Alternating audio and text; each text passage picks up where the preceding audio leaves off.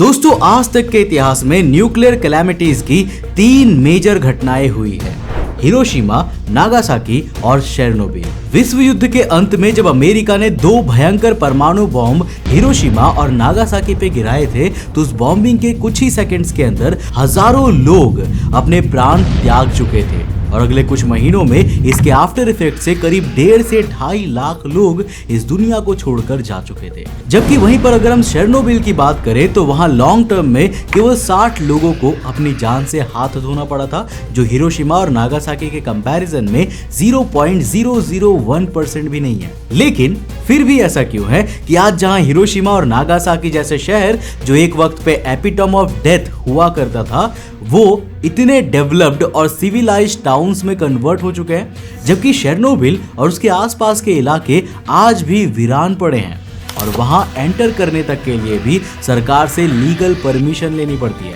Well, आज के इस वीडियो में हम रेडिएशन और रेडियो एक्टिविटी की इसी जियोलॉजिकल कंफ्यूजन को क्लियर करने वाले हैं। तो हेलो गाइस, मैं हूं कौशिक और चलिए शुरू करते हैं एक और नए एपिसोड को।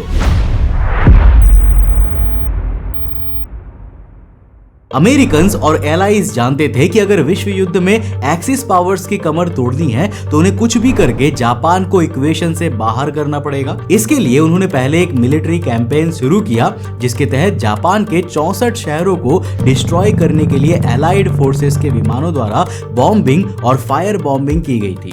8 मई 1945 के दिन जर्मनी ने सरेंडर भी कर दिया था, लेकिन जापान फिर भी मानने को तैयार नहीं था। अब एलाइड फोर्सेस ने 26 जुलाई 1945 के दिन जापान से अनकंडीशनल सरेंडर करने की बात कही, लेकिन जापान ने ऐसा करने से मना कर दिया। एलाइड फोर्सेस ने एक अल्टीमेटम भी इशू किया, कहते हुए कि अगर जापान ने अभी भी सरेंडर नहीं किया ना, तो एक ही ऑप्शन बचेगा, प्रॉम्प्ट एंड अटर डिस्ट्रक्शन, यानी कि त्वरित और संपूर्ण विनाश।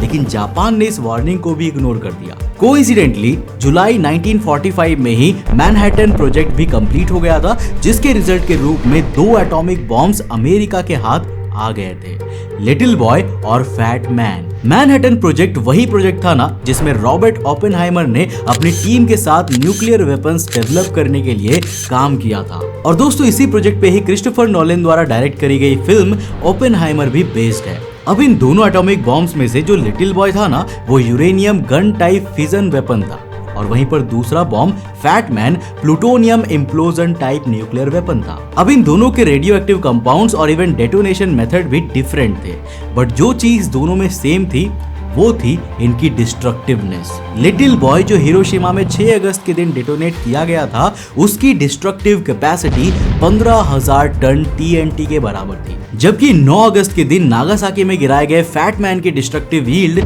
20,000 टन TNT के बराबर थी, लिटिल बॉय से भी ज्यादा। ये हमला इतना खतरनाक था कि लोग जहां थे वहीं पर भस्म हो गए। शहर की करीब 70% बिल्डिंग्स जल के खत्म हो गई थी।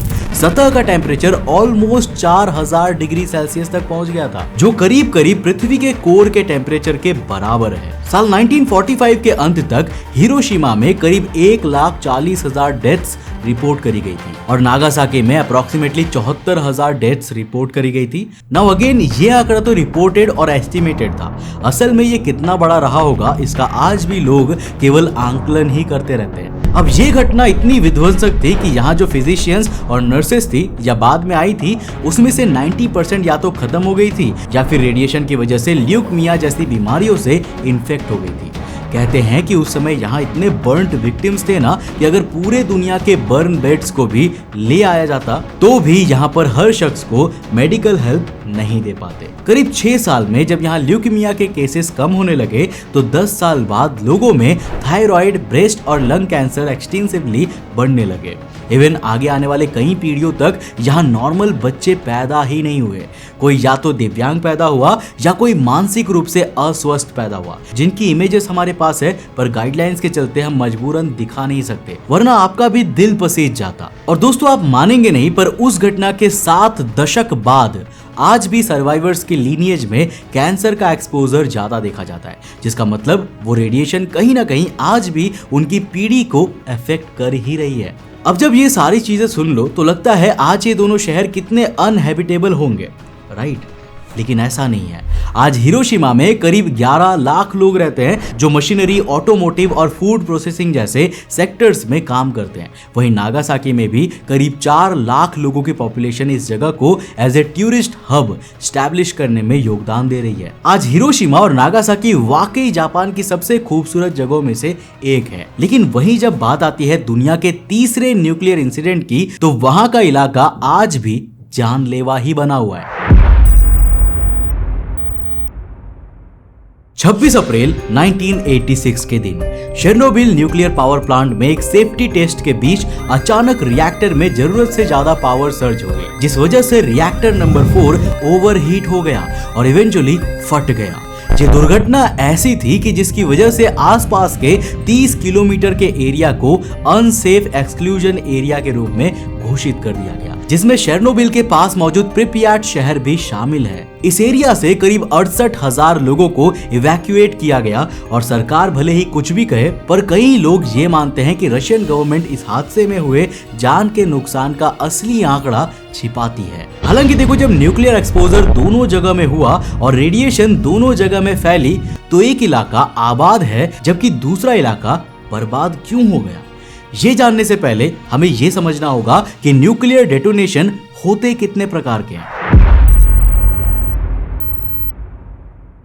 देखो, न्यूक्लियर डेटोनेशन ना 4 तरह के होते हैं। पहला हाई एल्टीट्यूड बर्स्ट, जो सरफेस लेवल से करीब 1 लाख फीट की ऊंचाई पे किया जाता है। इसका ज्यादा असर ग्राउंड लेवल पर नहीं पड़ता, लेकिन एक इश्यू इससे जरूर है कि इलेक्ट्रॉनिक सिस्टम्स जो कम्युनिकेशन के लिए जरूरी है ना, उनको ये काफी डैमेज दे सकता है। फिर आता है एयर बर्स्ट, जो ग्राउंड लेवल पे नहीं बल्कि उससे थोड़ा ऊपर और 1 लाख फीट की ऊंचाई से नीचे ही होता है। इस डेटोनेशन में पूरे इलाके में काफी तबाही मचती है। आसपास के एरिया में रेडिएशन और एक्सेसिव हीट फैल जाती है, स्ट्रक्चर्स राख हो जाते हैं। इससे निकलने वाली शॉक वेव सब कुछ खत्म कर देती है। लेकिन चूंकि डेटोनेशन ग्राउंड लेवल पर नहीं होता, इसलिए उस इलाके की मिट्टी और वहां के एनवायरनमेंट में रेडिएशन तो बहुत फैलती है, बट उतने long term radio active materials नहीं फैल पाते। अगला है सरफेस बर्स्ट, जिसमें डेटोनेशन सीधे ग्राउंड लेवल पर ही होता है, जिससे इंपैक्ट क्रेटर काफी बड़ा बनता है। कंसंट्रेटेड रेडिएशन और रेडियो एक्टिव मटेरियल्स काफी ज्यादा फैल जाती है, और चूंकि यहाँ रेडियो एक्टिव मटेरियल्स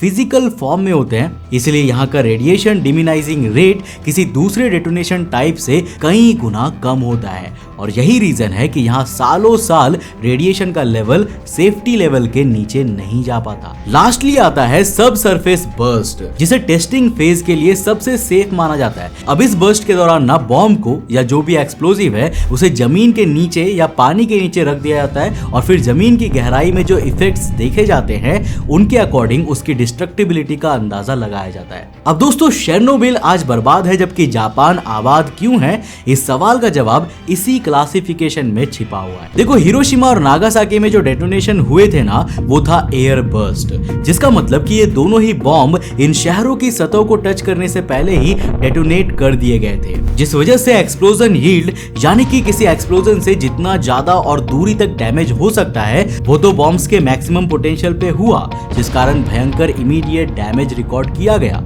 वो भी काफी लंबी दूरी तक। लेकिन इस वजह से उस इलाके में फैलने वाला level of radiation surface level detonation से काफी कम रहा, और रेडिएशन फैली पर ज्यादा dense radio active materials scatter नहीं हुई। अब इसी के ऑपोजिट शेरनोबिल एक्सीडेंट में रिएक्टर नंबर 4 सीधा ग्राउंड लेवल पे ही एक्सपोज हो गया था। और दोस्तों, इसका रिजल्ट ये रहा कि भले ही शेरनोबिल रिएक्टर एक्सप्लोजिव यील्ड और रिलेटिव साइज दोनों ही मायनों में जापान में गिरे दोनों बॉम्ब से ये छोटा था, मगर सीधा जमीनी स्तर पर फटने के कारण उस एक्सीडेंट से जापान के मुकाबले 400 गुना ज्यादा रेडियो एक्टिव मटेरियल लो एल्टीट्यूड एटमॉस्फेयर में डायरेक्टली रिलीज हुआ था। यहाँ तक कि रिएक्टर के रेडिएशन से भरे बड़े बड़े टुकड़े भी आसपास के इलाकों में काफी ज्यादा फैल गए थे, जिसने एक्सेसिव रेडिएशन की बची कुची कसर पूरी कर दी। अब एक और कारण यह भी है कि बॉम्ब्स में यूज होने वाले रेडियोएक्टिव मटेरियल्स के कॉम्पोजिशन को एक्सप्लोजन को ध्यान में रखकर बनाया जाता है, जबकि रिएक्टर्स के अंदर रेडियोएक्टिव मटेरियल कॉम्पोजिशन को लॉन्ग टर्म एनर्जी जनरेशन का सोच के डिजाइन और डेवलप किया जाता है। और जब रिएक्टर फ्यूल की एनर्जी जनरेशन कैपेसिटी कम हो जाती है ना, तो ये वेस्ट बाई प्रोडक्ट्स और लंबे समय तक रेडियोएक्टिव रहते हैं और लॉन्गर टाइम पीरियड तक इंसानों के लिए हार्मफुल बन जाते हैं। नाउ जनरली इस वेस्ट बाई प्रोडक्ट को डिस्पोज कर दिया जाता है, लेकिन चेरनोबिल इंसिडेंट के कारण ये सारा वेस्ट एटमॉस्फेयर में फैल गया था। जो एक और फैक्टर है कि आखिर क्यों यहाँ की रेडिएशन जापान के कंपैरेटिवली ज्यादा लंबे समय तक इस एरिया को इनहेबिटेबल बनाए हुए है। हालांकि दोस्तों हिरोशिमा वाले बॉम्ब से ज्यादा डिस्ट्रक्टिव बॉम्ब नागासाकी में गिराया गया था, फिर भी आखिर उससे जान गंवाने वाले लोगों की संख्या हिरोशिमा से कम क्यों है? इसका जवाब आप मुझे नीचे कमेंट सेक्शन में लिखकर जरूर बताना। दोस्तों मुझे उम्मीद है कि आज के इस वीडियो से आपने कुछ ना कुछ नया तो जरूर सीखा होगा। अगर सीखा तो इस वीडियो को लाइक कर देना और अपने दोस्तों के साथ जरूर शेयर करना। अगर आप नए उस चैनल पे तो चैनल को सब्सक्राइब करने के साथ साथ नोटिफिकेशन बेल ऑन कर देना। और अगर आपको ये वीडियो पसंद आया है तो मैं आपको रिकमेंड करूंगा कि आप अगली वीडियो इसे जाकर जरूर देखना, जिसमें हमने बात किया है रामानुजन के बारे में, कि आखिर एक आम भारतीय व्यक्ति जो एक बहुत ही गरीब परिवार से आया था, उसे आखिर इतने कॉम्प्लेक्स मैथमेटिक्स कैसे आ गए, और आखिर क्यों गणित के इतने महान विद्वान को वेस्टर्न वर्ल्ड ने दबा दिया, और आखिर वो क्या रीजन था जिसकी वजह से श्रीनिवास रामानुजन की बहुत ही अर्ली एज में डेथ हो गई थी। श्रीनिवास रामानुजन की पूरी कहानी को जानने के लिए आप इस वाले वीडियो को जरूर जाकर देखना, बहुत ही इंटरेस्टिंग है। मैं मिलता हूं आपको नेक्स्ट एपिसोड के साथ, तब तक के लिए बाय, जय।